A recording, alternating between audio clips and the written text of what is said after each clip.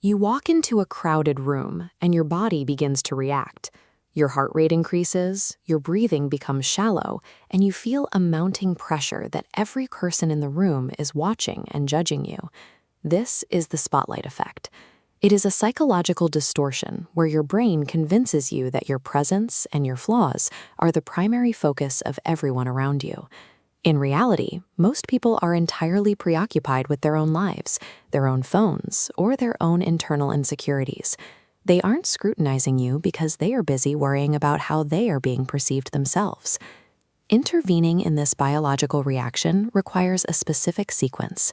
We can use a 3-step approach rooted in Stanford research and cognitive behavioral therapy to stabilize your heart rate and shift your focus. Identify one social event you have coming up this week. By the end of this video, you will have a set of techniques to navigate that room with your composure intact. The first step focuses on the body. When you are experiencing a sudden surge of panic hormones, it is nearly impossible to think logically or maintain a conversation. You have to address the physiological symptoms before you can address the social ones. This graph shows how lung expansion affects your heart rate. To reset your system, use the double inhale. Take a deep breath through your nose, pause for a fraction of a second, take a second smaller top-up breath to fully expand the lungs, and then release a long, slow exhale through your mouth. Anxiety causes shallow breathing, which keeps the body in a state of high arousal. This specific breathing pattern re-expands the air sacs in your lungs and signals your nervous system to lower your heart rate, providing a window of physical calm. This gives you a way to stabilize yourself the moment you feel anxiety rising. It clears the physical tension so you can begin the mental work. Once you are physically stable, you need to manage your focus. An anxious brain often tries to solve every potential problem in the room at once, which leads to total cognitive paralysis. We use a concept called graded exposure to prevent this. As shown on this staircase, you break a large, intimidating goal into incremental targets.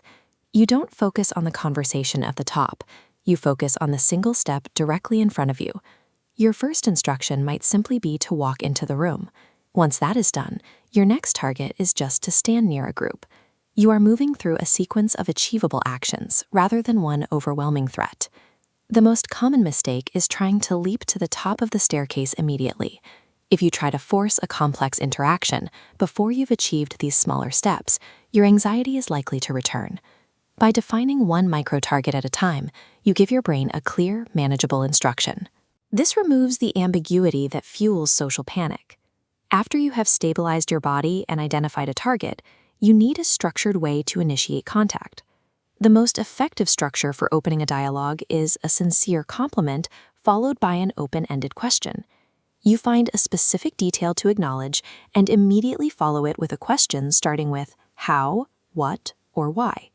If someone has an interesting book or a unique watch, you can mention it and then ask what led them to choose it or what they think of it so far. Avoid questions that can be answered with a simple yes or no. The goal is to provide the other person with the space to speak, which reduces the pressure on you to perform. If the conversation stalls or if you feel a wave of nervousness returning while you are speaking, there is a simple way to break the tension. Simply state the truth. Tell them, "I'm sorry, I'm actually feeling a little nervous right now." Admitting this out loud often removes the need to hide your symptoms. It breaks the internal cycle of worrying if they notice your anxiety. And because most people have felt the same way, it typically leads them to offer support and become more engaging. To navigate your next social event, follow the sequence.